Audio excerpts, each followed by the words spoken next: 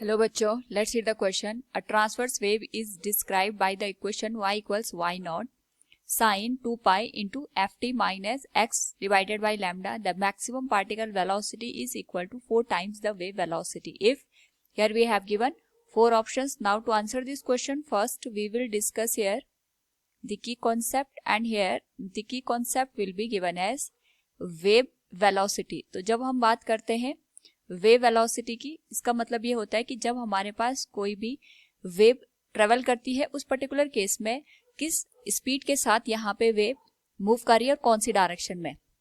Basically जो हमारे पास यहाँ पे ट्रांसवर्स वेव होती है उसकी जो स्टैंडर्ड इक्वेशन होती है, अगर हम उसमें वेव वेलोसिटी को फाइंड आउट करना चाहते हैं तो इसको हम यहाँ पे इक्वेशन में जो हमारे पास यहाँ पे टाइम होता है, टाइम का जो कोफिशिएंट होता है उसका रेशियो हम ले लेते हैं कोफिशिएंट ऑफ द एक्स के साथ. So we can say here wave velocity is given as coefficient of time T. ये पर्टिकुलर हम यहाँ पे जो स्टैंडर्ड इक्वेशन होती है उसके रिस्पेक्ट में बात करें, इसी का यूज करके हम यहाँ पे इस क्वेश्चन को सॉल्व करेंगे.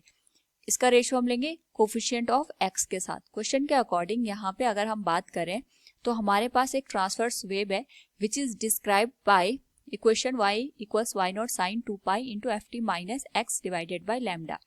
इस पर्टिकुलर केस में यहाँ पे अगर हम बात करें y नॉट की, it is the amplitude of the given wave. ये हमारे पास यहाँ पे मैक्सिमम डिस्प्लेसमेंट को दिखाता है फ्रॉम द मीन पोजीशन, तो इसको हम एम्पलीट्यूड से इंडिकेट करेंगे. y नॉट साइन 2 पाई को अंदर यहाँ पे हम मल्टीप्लाई करेंगे तो ये आ जाएगा 2 pi into F into T minus 2 pi into x divided by lambda के बराबर.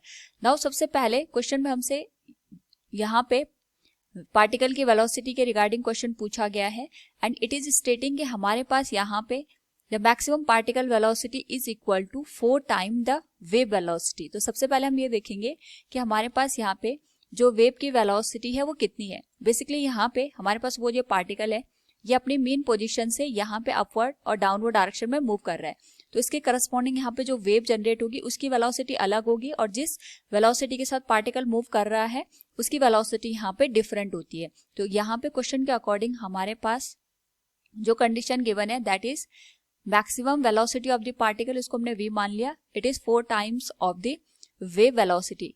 यहाँ पे हम लिख लेते हैं v is the wave velocity. तो सबसे पहले जो स्टैंडर्ड इक्वेशन है हमारे पास, इससे हम वेव वेलोसिटी को फाइंड आउट करेंगे. And we know that wave velocity is the ratio of coefficient of t. अगर हम यहाँ पे देखें तो हमारे पास जो t का कोफिशिएंट है it is 2 pi into F. It will be taken with the ratio of coefficient of x जो कि आ जाएगा 2 पाई डिवाइडेड बाई लैम्डा के बराबर. तो 2 पाई से 2 पाई कैंसिल हो जाएगा, सिंपली ये बन जाएगा lambda into F. That will be given as, अगर मैं इसको इक्वेशन नंबर 1 मान लूँ this will be equation number 2. Now first equation के अकॉर्डिंग हमारे पास जो v मैक्स की वैल्यू है it is given as 4 times of the wave velocity, जिसको हम यहाँ पे लैम्डा इंटू एफ के बराबर लिख सकते हैं. This will be equation number 3. Now question के अकॉर्डिंग अगर हम बात करें यहाँ पे तो हमारे पास जो मैक्सिमम वेलोसिटी होगी, अगर हम मैक्सिमम वेलोसिटी की बात करते हैं that is given as a into omega. A होता है यहाँ पे एम्पलीट्यूड. इस पर्टिकुलर इक्वेशन का जो एम्पलीट्यूड है ये y नॉट के बराबर है and omega is 2 pi into F. ये इक्वेशन नंबर 4 हो जाएगी. अगर हम यहाँ पे इक्वेशन नंबर 3 और इक्वेशन नंबर 4 को रिलेट कर दें तो हमारे पास जो वैल्यू बनेगी that is equation number 3 will be equal to equation number 4. तो वैल्यू आ जाएगी हमारे पास 2 pi into F into Y naught equals, ये जो वैल्यू हमारे पास it is 4 into lambda into F. So we can write it will be 4 into lambda into F. Similar term यहाँ पे कैंसिल हो जाएंगे, एफ से एफ कैंसिल हो जाएगा.